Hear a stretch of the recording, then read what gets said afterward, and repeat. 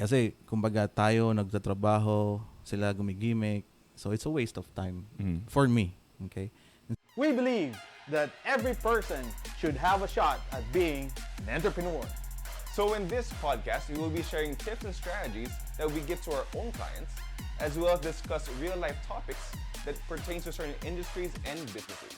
This is Mentorship Monday. Welcome to another episode of Mentorship Mondays. Everyone, today's episode is entitled The Biggest Determiner of Success. In today's episode, we have RP, Ryan, and Chris. Okay, and the reason for this episode is basically because as people who conduct mentorship programs, business mentorship programs, one of the most common things na tinatanong sa amin, especially sa mga business talks, no, whenever we speak in universities or corporations, etc., is how do we determine or how do we see if a person is headed for success or not? Okay, now obviously, no, hindi ganun kadaling sagutin niya. That's a question that is not exactly easy to answer. However, as somebody who's been in this space, coaching entrepreneurs for a little bit more than 10 years now, there are a few signs kahit papano na kaya naman nating sabihin na when we see these things in certain people, we can say at least with a certain amount of certainty na alam mo itong taon to, malaki ang chance nito for business success. Yes. Okay, so the goal of this episode is for us to give at least one of the things that we would like to see in a person, especially a person who is looking to be successful in business. Yeah. Now, having said so, for me, okay, first will be knowing your priorities. All right? Great example. Tama. Honestly, that's one of the things na we want to see sa mga entrepreneurs natin. Yes. It should be clear sa kanila what their priorities are. Yeah. Please elaborate, Ryan. Kasi based on my experience, no, hindi pa ako kasal noon. Kumbaga, after siguro pang third job ko, so doon ko pa lang na-understand yung sarili ko kung ano yung talaga yung gusto kong mangyari in the future. Okay? So, priority ko dati was to have a job, na decent job. Yung ibang mga kaibigan ko, like friends, like sa province or here sa Manila, they're after work, basketball sila, alright? Or gala, inuman, mga ganun. Ako, focus ako on OT para maka-earn ng extra. Alright? Kasi nga, I have a dream na maging, want to be a successful person. So I think lahat naman tayo gusto maging successful, di ba? So iba-iba naman yung dream natin. So, yun. First, know yourself, knowing your priorities will help you eventually in going to get there, yung kumbaga kung magiging successful ka or hindi. Alright? Kasi kumbaga tayo nagtatrabaho, sila gumigimik, so it's a waste of time for me. Okay? Instead, yung time na ginigimik mo, ginawa mo na lang yung parang extra time to earn money. Yeah, I agree. Tama. Galing. Actually, alam mo, nakaka-relate ako sobra. And you would know this. Kasi back, obviously, being an early dad, no? I had to stop yung mga gimmick early. Yes. So I had to start working. Dumating sa time na pagyayayain ako nila Chris, back in college. No, RP, may gimmick sa ganito, may laban sa ganito, may punta sa ganito. Hindi na ako makasama kasi I had to work, obviously. So, yeah, dumating sa stage na parang it was tough. But yung I'd like to say na the things na ginawa ko dati is one of the biggest reasons, if not in fact baka nga, like what you said, the biggest reason as I put my priorities in order on how or on why I am what I am today. Yes. Actually, lalo na yung nagkapamilya na ako or nagkaanak. So, mas tumindi pa yung priorities. Hindi lang sa kailangan ng family mo, ng mga bata mo. Para din, kumbaga, sa ikakabuhay nila in the future. Yeah. Alright? So, yun. I agree. And I think when you say priorities, it sounds pretty easy, right? But it is actually pretty hard thing to do. Yes, Tama yan. It is. Mahirap i-pinpoint talaga. Yeah. Sometimes nga, actually, hindi mahirap i-pinpoint. Alam mo na pero mahirap bitawan. Yeah. Exactly. Kasi like, again, example ko kanina, it wasn't easy na lahat ng kaibigan mo, alam mo, Friday night, Saturday night, nandito. Pero ikaw, binibilang mo kasi, pucha, ito na lang laman ng wallet ko. pag nangailangan ng kung ano man tong anak ko, kailangan kong bumili. So, hindi, dito lang ako sa bahay, manonood, wala pang Netflix nun. Manonood ka na lang ng kung ano man yung... Sabi nga ng mga friends ko, ibang friends dati, sabi nila, Ryan, hindi ka na sumasama sa amin, hindi ka na makakontakt. Wala ka ng friends. Sabi, tama yan. Alam mo, narinig ko yan, hindi ka na homeboy. Oo. Kumbaga sabi nila, tumatanda ka na talaga pare, may anak ka na, hirap mo nang yayain. Actually, hindi naman mahirap eh. Iba lang yung priorities mo. Tama. Tsaka alam mo, on the flip side naman yan, right now, I'm one of the people go to for business advice. Yeah. And one of the most common questions na I get, RP, paano mo naman napalaki ng ganyan agad yung company mo? Sometimes, ang sarap sabihin na natatanda mo yung mga time na gumigimik kayo. Ako nagtatrabaho. Yeah. O ngayon, nag-uumpisa kayo magtrabaho, nakaipon na ako.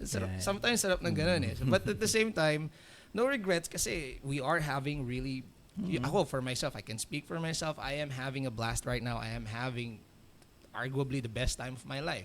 And having my priorities set early, like what you said, is probably one of the best things na I ever did early on in my entrepreneurial career. Kaya huwag kayo matakot mawalan ng kaibigan. Tsaka kung tunay na kaibigan din. Si Chris. I've known Chris for 20 years. Sila yung birthday ko, sila Ivan. So, 17. yung sila Ivan, last namin nakita nun, matagal na 3 years ago. Pero pumunta pa rin sila dito kasi minsan na lang ako nagyaya. Pero doon makikita kung sino yung mga kaibigan mo talaga. Tsaka hindi mo naman ginusto I mean, alam mo yun, pag hindi ka nakakapunta sa inuman, hindi naman dahil tinatabla mo yung friendship nyo. It's just that wala kang pang inumi. Wala nang time. Yeah. And to piggyback din sa sinabi ni Ryan. So, I think it is also important that it's a skill actually in my eyes for you to know what is good or bad for you. Understanding that it's not necessarily, there's no one thing that's happening that automatically it's bad for you. I think, let's say in that situation, let's say mag-gimmick, diba? I think if it's just one time, just to release some stress, that can be somewhat good, I guess. It can be like a stress reliever for you. Yeah. Tama. Just to clarify, I am not saying na maging antisocial ka. Hindi naman. Not saying na tablahin mo lahat ng kaibigan. I'm just saying na there are certain times na hindi pwedeng lahat ng gimmick na magkayayaan nandun ka. Kasi syempre, you have better use for your money May it be because of a family you have now, may it be because of a target, a goal na you have in the future. You need to raise this certain amount so that you can start a business na you've been wanting ever since ng high school ka pa lang.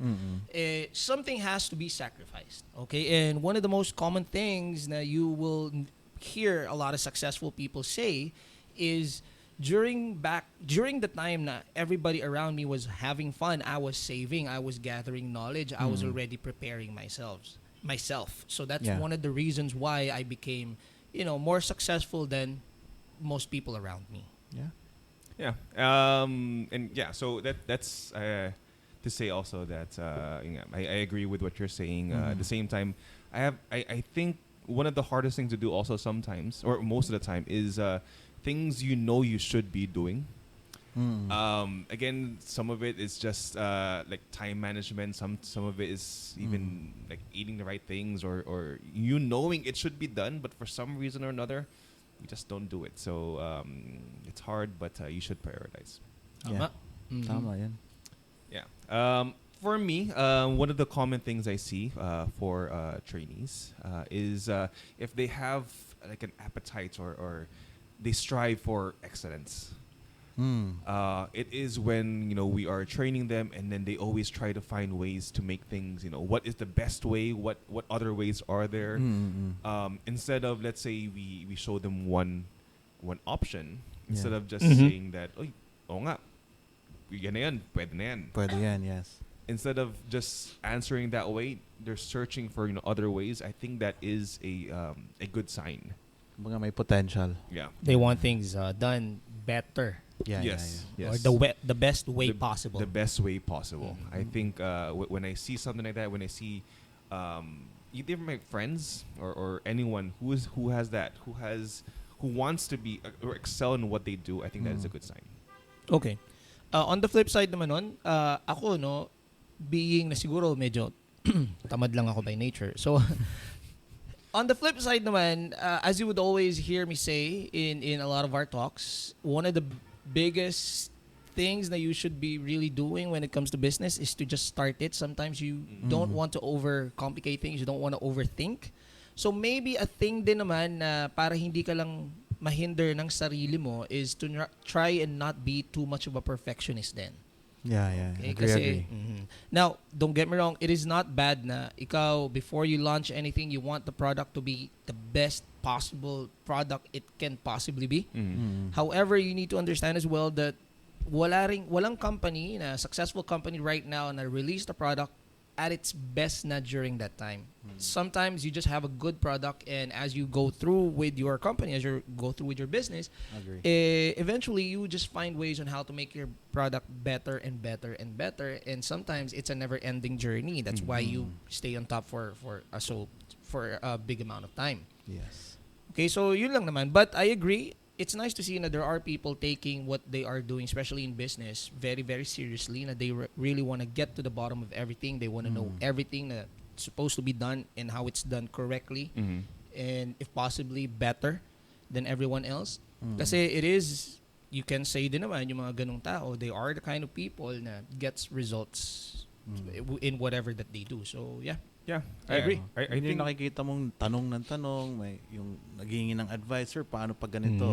Diba? Usually sa mga trainings natin, sa mga clients, diba?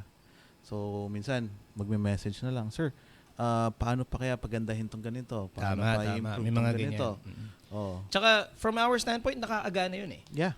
Pag may mini-mentoran tayo, tapos na yung mentorship, asks us and RP, paano ko pa pwedeng gawin ng ganito? Nakakatuwa kasi syempre, alam mong, so talagang nakinig siya ng fully noon. And now, ina-absorb niya, ginagawa niya, and he's trying to adopt it sa company niya, sa business niya, and he's trying to see how he can do it better. So yeah, I do agree with that. Yeah. So first off, with your points, I think that there is a balance, right, between That's the right word. There should be a balance. There should be a balance, and I think one way to have that balance is to have a deadline, a hard deadline. No, I strive for excellence, but at this date, I will launch it no matter what. That's one. And I think I just noticed it now. Another thing that I have noticed between clients who I think has find success is they don't have a big ego. Tama. Yes, Sobra. yes.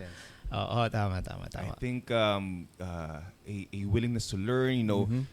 The knowledge that they don't know everything, so I will ask people who know more than me for help, and I think that is a very, very big determiner. Yeah. Tama Tama yan. Maganda yan. It's the darnest thing, actually. You hear me say this a lot na I don't mean to sound sa lahat naman. I don't mean to loop everyone in, no? But there are just people na, especially ito, personal experience na yung mga kliyente natin whom we know are really, for lack of a better word, big time. Yung alam mong may possession sa ganito, kilala ng ganito, backs up si mayor na ganito. Yung mga tipong, pag mga kliyente natin, when we say their names, doors open. Alam niyo yung ganon? A lot of times, yung mga tao na yan, they are the humblest clients na we have. Totoo yan. Yeah. You know, like for example, one of my favorite clients na idol ko, si Sir Nestor Gadi of the Gadi Group of Companies up in Region 2. When you hear Gadi, when you hear all their companies, and when you hear, all of the politicians na when you mention his name, nakilala mo, nagbabago yung trato sa akin eh. There was the story, there was a meeting na when they found out na kliyente mo pala si Sir Nestor, biglang lahat ng tao bumait sa akin. But when you get to meet Sir Nestor, he is a very down-to-earth, very fun-loving, nice to be around kind of guy. On the flip side, meron naman tayong mga kliyente na, yes, we can say that they have some sort of money, yes, oo, but they are nowhere near that kind of prominence. Pero kung makapag medyo Iba din. akala mo first lady. May mga ganyan eh. May mga ganyan. So tama ka rin, yung kindness factor ng isang kliyente sometimes, a lot of times for me, it actually dictates the amount of success na this person has or has achieved or will achieve. Kasi a lot of times, siguro, again, this is just personal experience lang naman. I don't mean to loop everybody in. Pero a lot of times, the people who are the easiest to talk to, they are the people I see na talagang has, the potential to reach massive amounts of success. Yeah. So there is sort of a theme, no, that's forming na sa mga binabanggit natin, and it is all revolving around the mindset of that particular person. So the mindset of understanding what your priorities are, the mindset of understanding what how to understand yung priorities. Tama ba? Yung ba yung sinabi mo? Yeah. Parang identifying the good or bad, ganyan. So it all has to do with mindset. And the reason for that, guys, for those who are watching and listening, is because actually the mindset of a person is, in my opinion, the biggest determiner of success. It is one of the reasons, or it is one of the ways where I can tell if whether or not a person has what it takes to become a successful person in business. Yeah. Okay, and another example in that mindset column, for me, would have to be a person's perception. Okay, kasi ako, personally rin, pinagdaanan ko yan eh. Okay, now, when I say perception, to make it simple, how you view things. Okay, there will just be people na whatever happens sa kanila, they always find a way on how to view things positively. Now, there will also be, on the other side of that coin, there will also be people na kahit gaano kagaganda mga bagay na nangyayari sa kanila, they will always find a way on how to view things negatively. Negatively, yes. May mga tao din ganyan. May mga ganyan talaga. Dami. Correct. Now, it is pretty simple to say na, in my opinion, people who always try and see the positive things in life has a bigger chance at reaching success. For the simple, if so, there are a lot of reasons on how this may come to be. Pero for me, for the simple reason of, if you are a good positive impact on the world, then more people would want to be around you. And trust me when I tell you, most successful people, most of them, not all of them, pero most successful people practice loads and loads of positivity in their life. Yeah. So if you are a positive person, you will be one of the people na they would like to have in their lives. Okay? Kasi no matter what happens to you, there will always be something that will happen to you, may it be good or bad, and it'll be up to you on how you can, or how you will look at it. Yes, how you will view it. Like for example, again, relating to my own personal experience, sobrang daming nangyari sa akin dati na for a very long time, I looked at it as sobrang pangit ng buhay ko. And now, whenever I talk to people, when I do my coachings, as you know, the part 1 of my coaching, it's very personal. I talagang sit down, talk to the person to person muna, the entrepreneur. The person, the module 1. And I talagang lay everything down on the table. I tell them na, alam mo, when I was younger, I thought na, my life will not add up to anything. Because for whatever reason, I don't even know now why I look at it that way. For whatever reason, I kind of thought that the world was ugly. But then when I started to recognize na, if looking back at it all right now, kung hindi nangyari sa akin lahat ng yon, I will not be pushed towards this drive to make it to try and become successful as to the best that I can. Yeah. Then I may not be here. I may just be like what a lot of people I know is right now, either still playing, still relying on their parents or whatever, kasi wala silang mga nagawang mali nung kabataan nila that resulted for them to have this massive amounts of responsibility, etc. So in a way, if I look at it now, lahat ng pinagdaanan ko dati na akala kong sobrang sama is actually a blessing pa pala. So those little things na to have your mind shift from one part to another, understanding what really happens sa'yo and what it brings sa buhay mo is a very big determiner of what you will achieve as far as success is concerned. Yeah. Kasi it could have easily been na nung nangyayari sa akin yon, and this does happen to a lot of people as well, it could have easily been na I need some kind of release, so magda-drugs ako, I need some kind of release, so magbubulak-bulak ako, mambababay ako, etc. I'm very proud to say, di ko naman ginawa yan. So, alam mo yun, in my opinion, your perception on how you view things, that's the very first thing. That's why in my mentorship program, that's the first thing we talk about. A lot of people are surprised when they come to me for a business mentorship program. Module 1 has nothing to do about business. It has everything to do about you. Okay, as the person. And that is why, in my opinion, that's the first thing that I look at or I look for in a person if I'm trying to determine whether or not that person has a bigger chance for success. Yeah, that's a good point. It's a really good point. Good. I agree. I think we're all about mindset as well, right?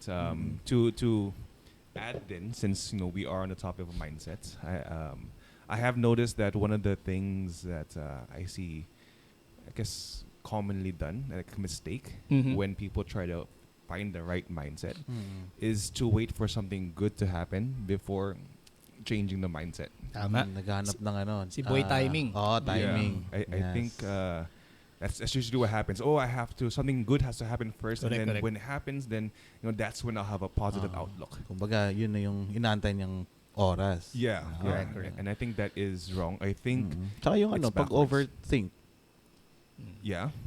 To build on what Chris is saying, one of my favorite quotes is, when the window of opportunity does not arrive, you build the door. So, kumbaga, Make tama a door. yun eh. Meron din kasi talaga mga tao na as far as success is concerned, naghihintay sila ng opportunity. Yeah. Okay, but we all know na if you look at the greatest entrepreneurs in the world right now, one of the most common things sa kanila is they know how to make their own opportunities. Exactly. Siguro, to sort of summarize yung sinabi mo, don't be trapped in the thinking na you always have to wait for the opportunity first before you make something happen. Okay? Don't be boy timing. Basically, yeah. Yeah. So in true Mentorship Mondays fashion, before we end this podcast, we want to each say a word that we believe will fully summarize this episode. Who wants to start? Founders. Joke. Me, reflect. Wow, lalim. Okay, Ryan, bakit reflect? Kasi reflect, understanding yourself, knowing your priorities. If I was betting, I would have bet priorities ang word niya. Reflect naman. Yan, reflect. Habang maaga pa, okay, sa mga viewers natin dyan, habang maaga pa, know yourself, understand who you are and what you really want in the future. Okay? Great. Yeah. Great answer. Chris. My word is time. Understand what the value of time really is sa buhay mo. Okay? Kasi in trying to determine your level of success, time plays a very big factor. You gotta understand what part of your life you are in right now. Are you in the part of your life where you can still afford to, let time go by and maybe still, play a little bit? Or are you in that part of your life where you need to be really looking at what needs to be done? Okay, so understand how important time is. Kumbaga sa daan, no? Yung why na daan. Mamili ka na doon. Tama. Yeah, for me, it is process. Okay, why process? So I believe that everything really is a process, right? Especially when you are starting your journey to success. It is not going to be easy. It is actually going to be pretty hard, especially beginning since, you're not in the habit of being successful. So it will be a process, and just learn that, just be patient with it. Nice. Great answers. Great. Okay, so that is all the time we have for this episode, everyone. Thank you very much for sticking with us till the very end. Is there anything that you guys believe is a bigger determiner of success than the ones that you heard us say today? Or are there things that you maybe want to ask about how to determine whether or not you are in the right path as far as building your success is concerned? If there are any, please do not hesitate to let us know via the comment box below. We would love to hear from you. Again, my name is RP. Ryan. And Chris. Take care, everyone. See you next Monday. Hey, business people. RP here. Thank you for listening to Mentorship Mondays. I hope you enjoyed this episode as much as we enjoyed making it for you. Don't forget to like and follow our channel, Mentorship Mondays, and share this episode to somebody whom you think may learn from it. Thank you guys, and I'll see you next Monday.